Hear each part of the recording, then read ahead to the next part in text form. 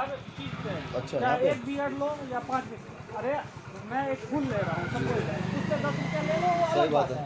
अगर 5 लेकिन ली ये तो 5 5 बियर ले रहा हूँ तो उस पर भी हर एक पे 10-10 रुपया, 50 रुपये पैसे बढ़ गए। सही सही बात। चलो कोई बात नहीं, मैं सर से बात करता हूँ। डेली 10 रुपये एक्स्ट्रा ले। उधर से लाऊं 150। देखो जी, तुम्हारे सामने की बात है, यहाँ जितने भी लोग खड़े हैं तुम्हारे मुंह पे क्या गए, तुम्हारे मुंह पे कह रहे 10 रुपये एक्स्ट्रा ले, 20 रुपये एक्स्ट्रा ले, क्या गया भाई? गलती बताओ मेरी क्या है?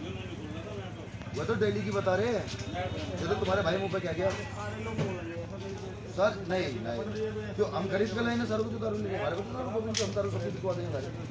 नहीं भाई, अभी सारे मोबाइल के कह रहे थे मेरे को, बड़े भैया मेरे को सच में ही सारे पैसे फालतू ले रहे हैं, 10-20 रुपये।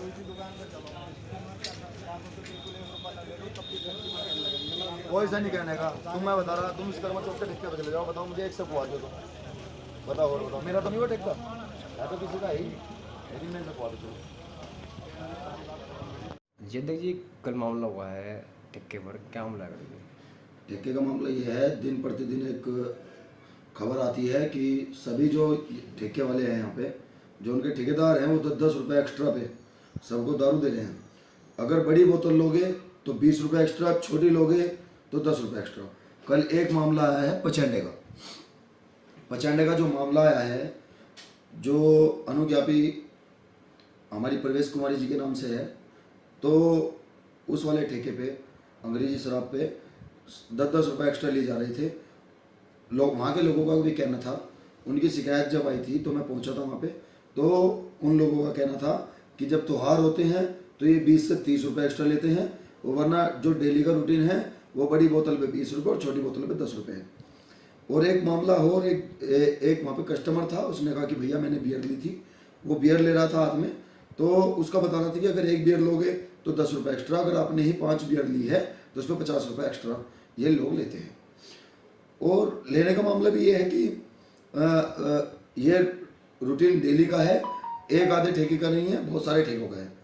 तो जब मैंने ठेका मालिक से पूछा कि भाई ये क्या चल रहा है, तो जैसा लोग कहते हैं कि जब हम इस पर आवाज़ उठाते हैं तो हमारी आवाज़ दबाने के लिए हमें बदतमीजी से बोला जाता है, गाली गलौज दी जाती है। तो ऐसे ही उन्होंने वहाँ पर मेरे साथ भी करने की कोशिश की। उन्होंने वहाँ पे बदतमीजी का पूरा वो किया कि हम ऐसा करते हैं कि क्या करेंगे, 7,000 रुपये की सैलरी है इनकी है, तो भैया आप सैलरी बढ़ाएं, लोगों को ना लूटें। और उसके बाद में ये है कि मैं तो चाहता हूँ, मैंने वहाँ पे अधिकारियों को भी फ़ोन मिलाया, तो मुझे कहीं ना कहीं ऐसा लगा कि उसमें मिली भगत अधिकारियों की भी है। कि अगर मैं देखता हूँ कि अगर किसी को हमने फ़ोन मिलाया कि अगर हम किसी चीज़ की सूचना दे रहे हैं तो अधिकारी का वहाँ पे तुरंत पहुँचने का प्रावधान भी है और पहुँचना भी चाहिए। तो वहाँ पे कोई अधिकारी नहीं आया और अधिकारियों का कहना था कि आप कल को ऑफिस पे आए, इसके मालिक को बुला लिया जाएगा और वहाँ पे टाइट कर दिया जाएगा। तो ये तो मामला साफ है कि वहाँ पे भी अधिकारी खरीदने की कोशिश कर रहे हैं। अब योगी सरकार है, योगी सरकार में एक चीज़ कहा जाता है कि जो करप्शन है वो हम ख़त्म करेंगे, जो मतलब ज़्यादा पैसे लेते हैं उनके हम लाइसेंस रद्द करेंगे, लेकिन ऐसा कुछ नहीं है। मुझे तो ऐसा लगता है कि जब से योगी सरकार आई है कि ये धांधलेबाजी ज़्यादा बढ़ गई है। जो पहले काम 250 में होता था वो अब काम 10,000 रुपये में होने लगा है। तो मैं यही कहना चाहता हूँ कि अगर कोई अधिकारी है तो अपने दायित्व का गलत इस्तेमाल ना करे, ऐसा ना हो कि उसे बर्खास्त कर दिया जाए, वो अपने घर बैठ जाए। तो मैं यही कहना चाहता हूँ कि अगर ऐसा कोई भी ठेके पे है या ठेकों पे ऐसा हो रहा है, अगर कोई ज़्यादा पैसे ले रहा है, तो मैं कह रहा हूँ जय जनता पार्टी हर तरीके से लड़ने के लिए तैयार है और लोगों को इंसाफ दिलाकर रहेगी।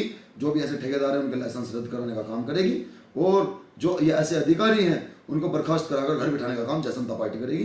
तो इसीलिए मैं सभी जो ठेकेदार अभी फिलहाल सही हैं वो भी 10-10 रुपये बढ़ाने की सोच रहे हैं और जो भी बढ़ा रहे हैं, मैं उन्हें पहले ही सतर्क करना चाहता हूँ कि अगर मैंने कहीं भी पकड़ लिया तो बिल्कुल नहीं बख्शूंगा। कि अगर कोई मानता है कि कमरे में जाने के बाद में कुछ डिस्कस हो सकता है, तो मैं ऐसा नहीं हूँ कि जो मैं डिस्कस कर लूँ मैं सीधा बंद करवा कर ही दम लूँगा। अरे जी, अभी आपने बताया कहने लगे ओवर रेटिंग हर ठेके पर चल रही है, कौन कौन सी ठेके पर ओवर रेटिंग चल रही है? ओवर रेटिंग चल रही है, एक तो पचैंडा का मैं बता रहा हूँ आपको। जो पचैंडा है वो जो पचैंडा से उड़ाते हैं, प्रवेश कुमारी के नाम से ठेका है, उस पर भी एक तो ओवर रेटिंग है। और दूसरा है आपका ये शेरनगर वाला, शेरनगर वाले में 10 बजे के बाद भी दारू मिल रही है और 50 रुपये ओवर रेट के हिसाब से मिल रही है। अगर रात को 10 बजे के बाद जाओगे तो 30 रुपये एक्स्ट्रा देकर एक दारू की बोतल लेनी पड़ेगी। क्वार्टर लोगे उस पर भी 30 रुपये, अगर बोतल लोगे तो उस पर भी 30 रुपये।